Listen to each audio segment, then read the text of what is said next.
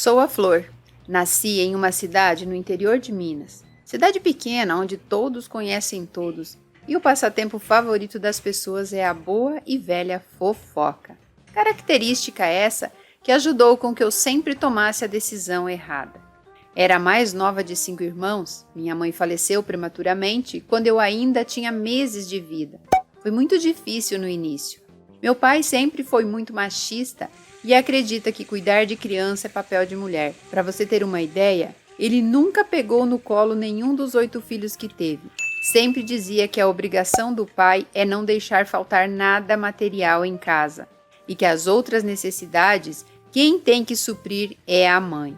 Graças a isso, quando nossa mãe faleceu, ele nos levava de casa em casa para sermos cuidados por outras pessoas. Até que aos 5 anos de idade, a vizinha, que era a nossa cuidadora de vez, disse a ele que não poderia mais ficar conosco e que era para ele arrumar uma mulher, pois crianças não podem ser criadas de forma como ele estava fazendo.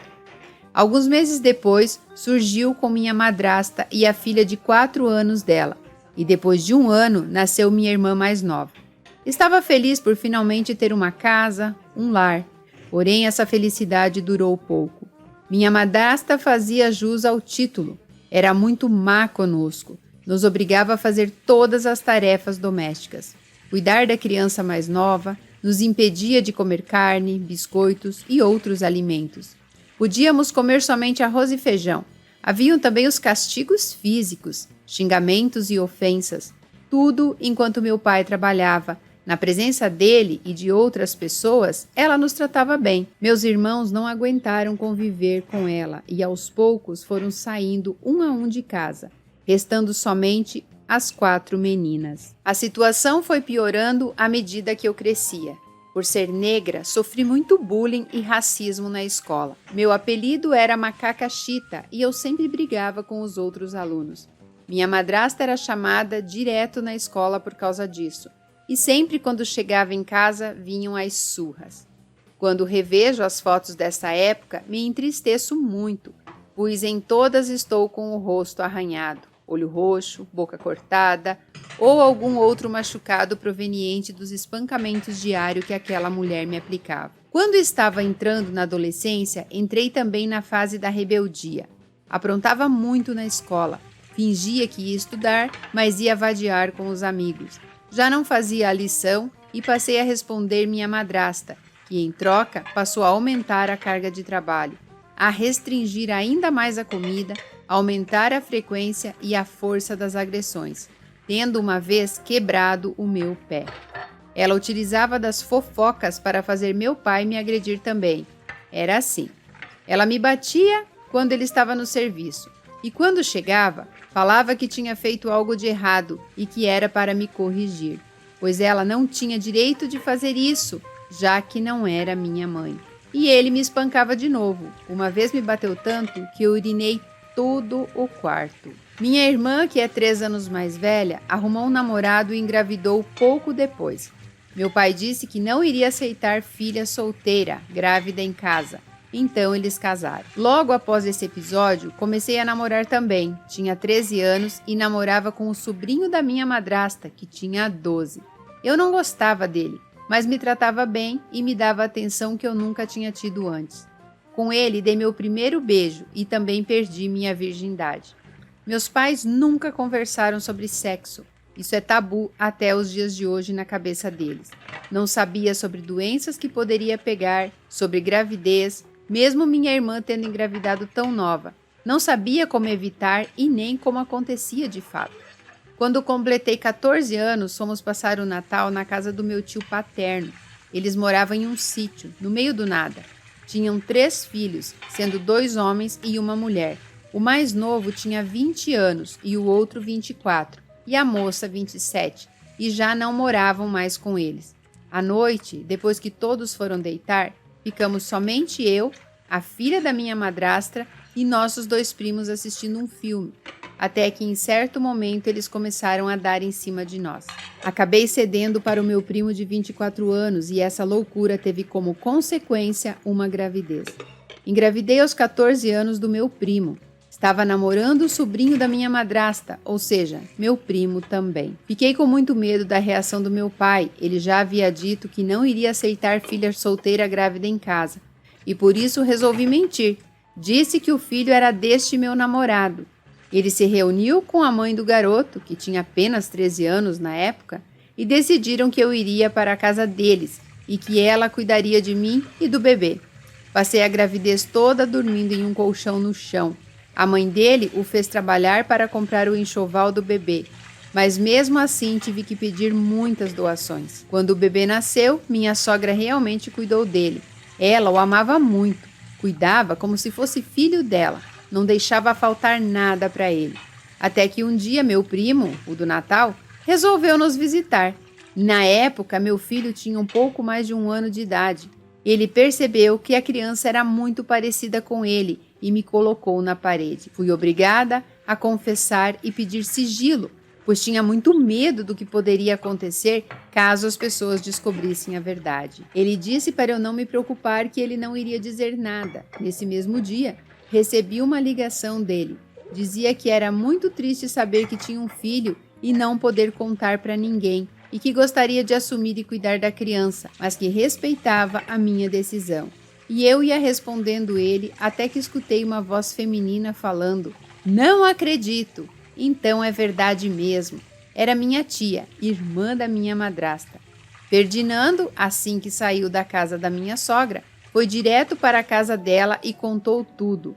Ela não acreditou nele, então me ligou e colocou no viva voz para todos escutarem a conversa. Estavam alguns tios meus, primos e vizinhos juntos. Como dizem suas seguidoras, meu mundo caiu, Sil.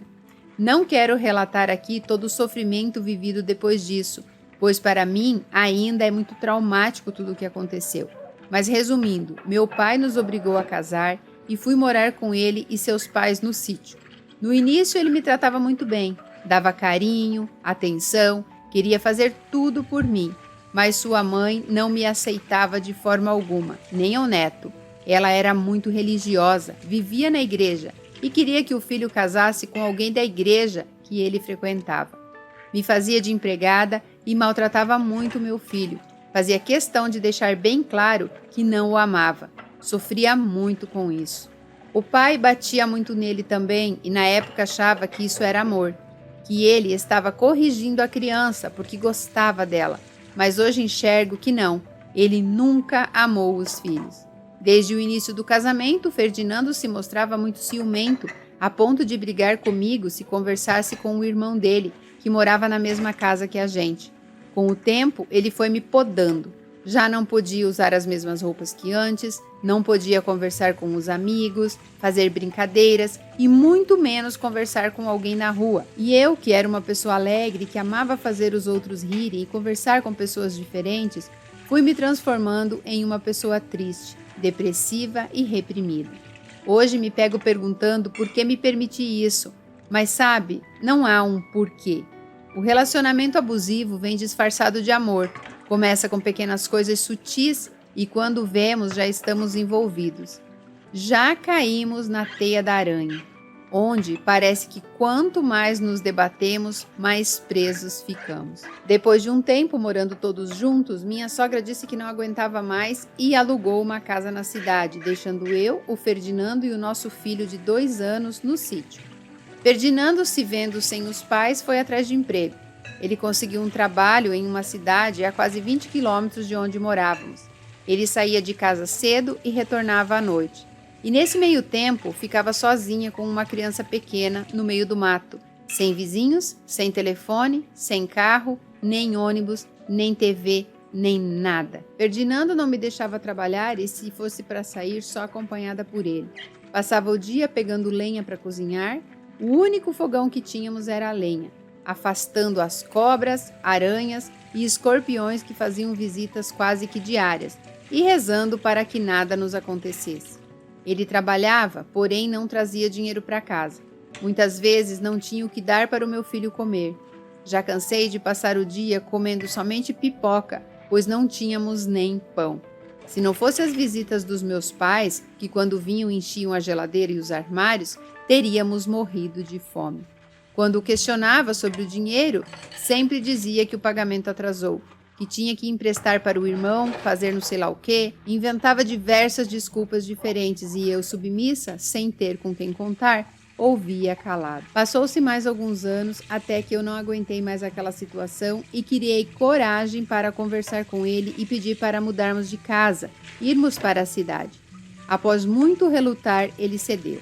Alugamos uma casa pequena na mesma cidade em que ele trabalhava.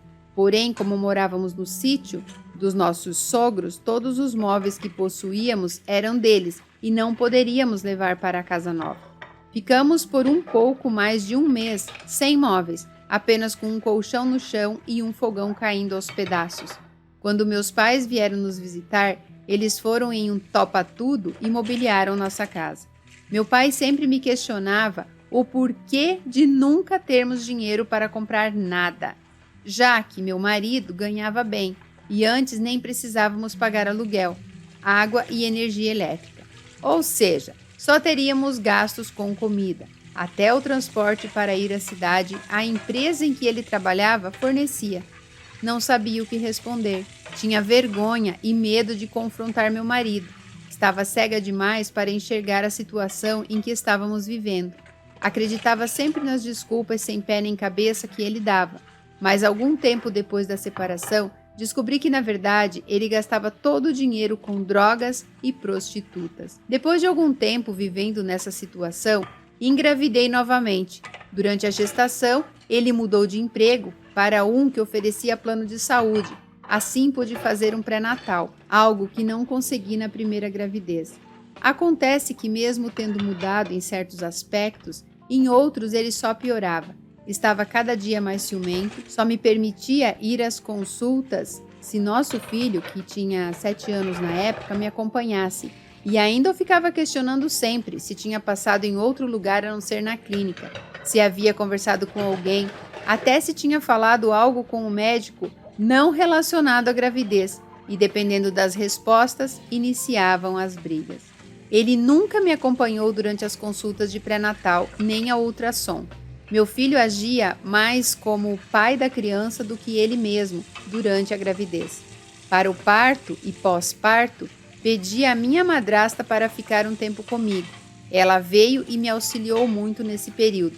Após engravidar e sair de casa, ela começou a me tratar bem, me ajudava sempre que podia e cuidava muito bem do neto. Durante a gravidez, se mostrava preocupada com a netinha e após o nascimento, ainda mais, a mima muito até hoje. À medida que as crianças cresciam, o comportamento dele piorava, o ciúme também. Não podia sair para lugar nenhum sem que ele me acompanhasse. Ir à padaria ou supermercado só era permitido para o nosso filho mais velho. Tive que me afastar da família, de amigos. Ele só me deixava conversar com meus pais e ainda sempre monitorava as conversas. Quando minha filha completou 3 anos, conversei com ele dizendo que não aguentava mais passar necessidades, que não queria viver de esmola de meus pais. Me doía ver nossos filhos pedindo as coisas e não poder comprar. Sentia mais ainda não poder sair para me divertir com eles, coisas simples como ir a um parque ou a uma sorveteria. Eles só tinham acesso a isso quando meus pais ou irmãs proporcionavam. E o que mais me doía era que eles nunca ganharam um presente, seja de Natal ou aniversário, de seus pais, somente dos avós e tias. Disse ao meu marido que nesse Natal queria presentear nossos filhos e assim consegui convencer ele a me deixar trabalhar. Coloquei a pequena na creche e arrumei serviço em uma padaria perto de casa.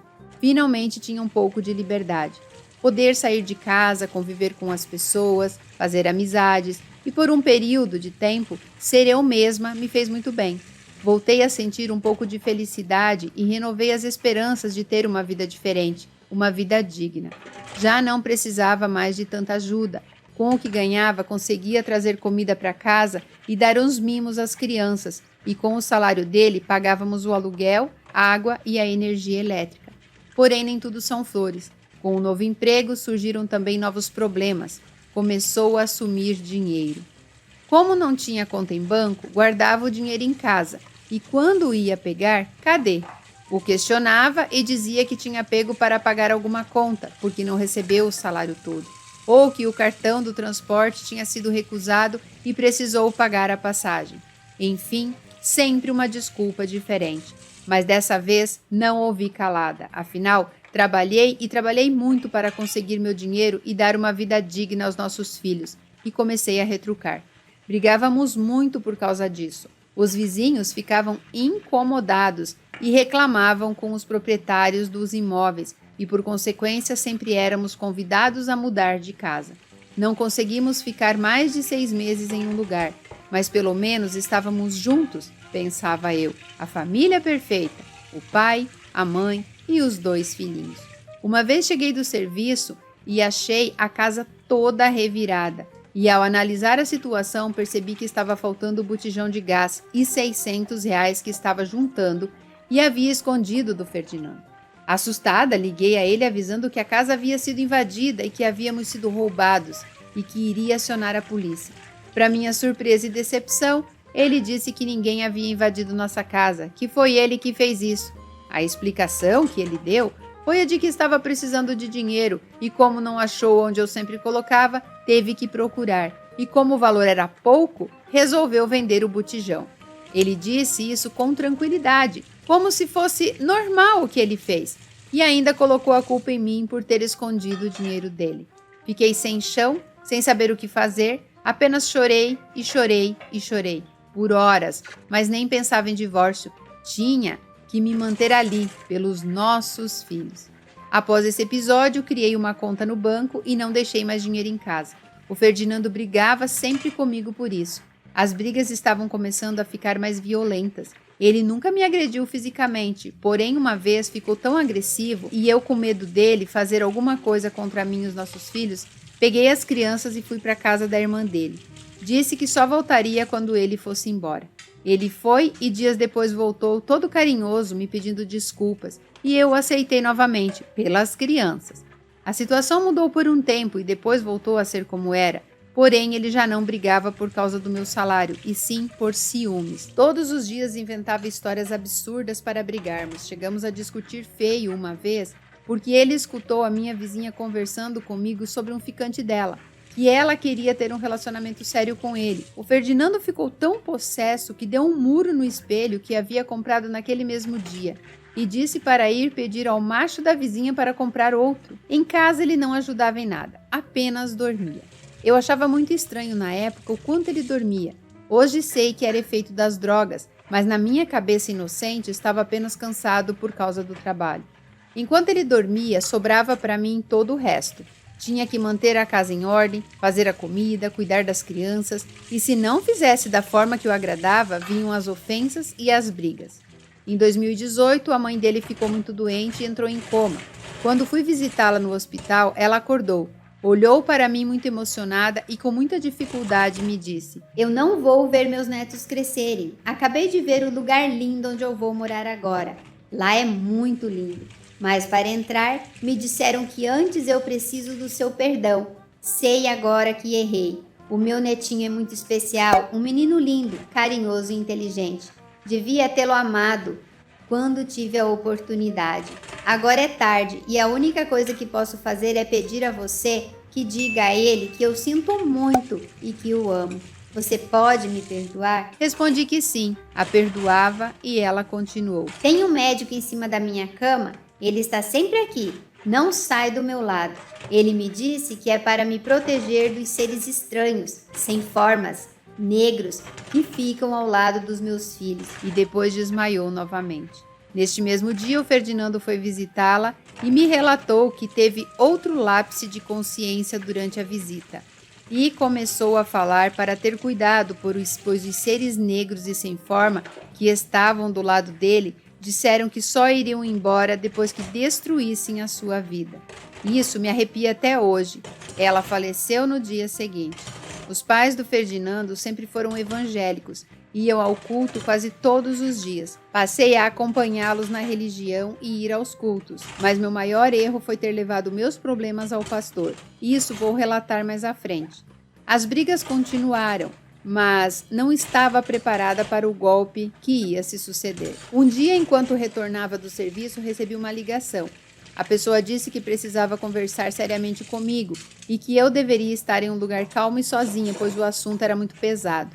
Disse que estava chegando em casa, que as crianças retornavam da escola mais tarde e teria cerca de 1 hora sozinha. Retornaria a chamada assim que chegasse. Bom, o que a pessoa me disse foi que meu marido havia tentado estuprá-la e que ele a perseguia.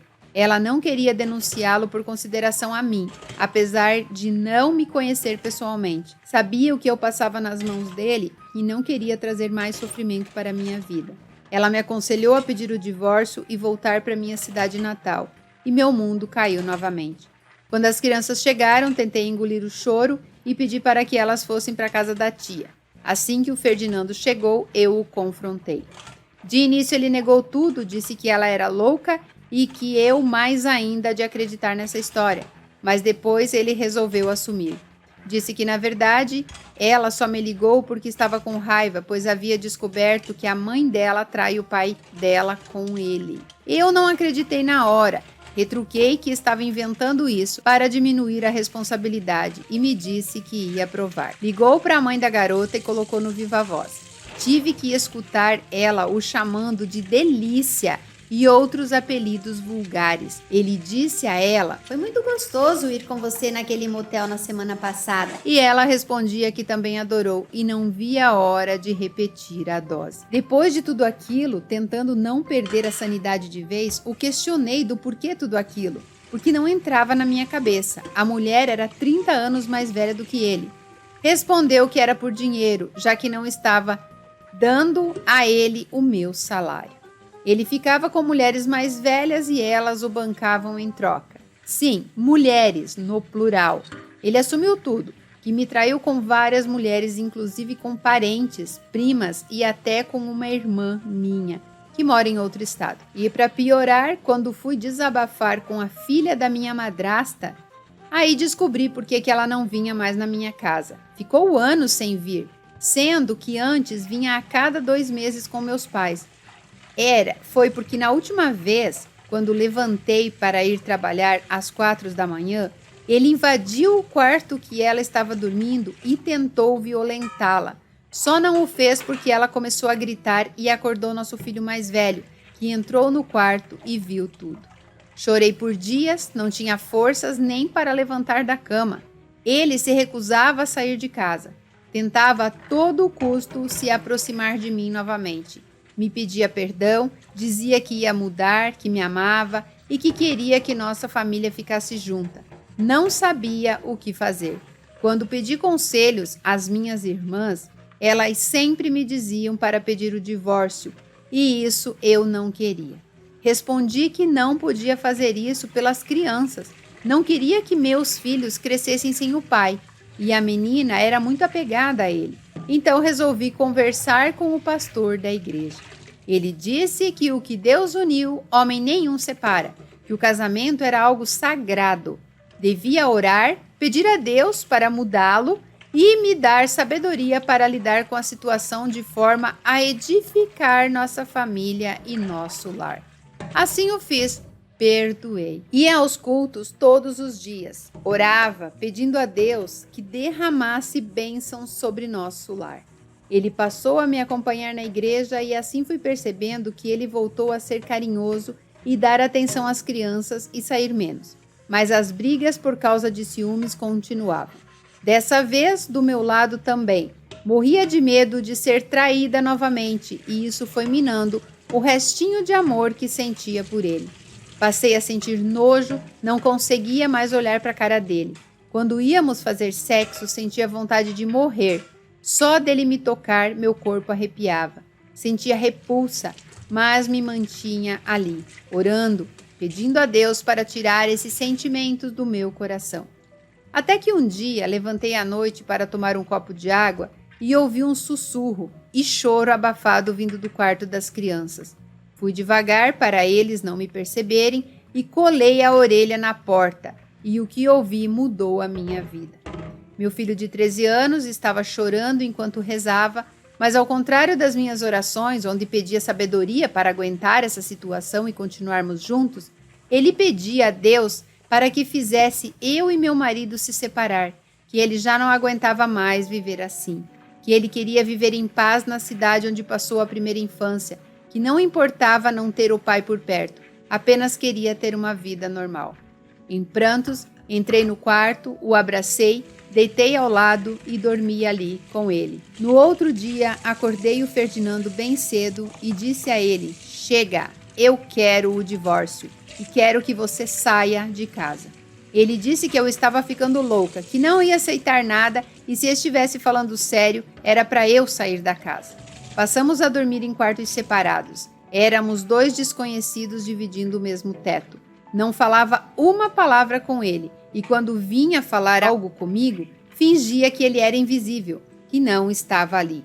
Tudo isso para ver se ele saía da casa, mas não saiu. O Ferdinando parou de pagar as contas e o aluguel. Meu dinheiro mal dava para comprar comida.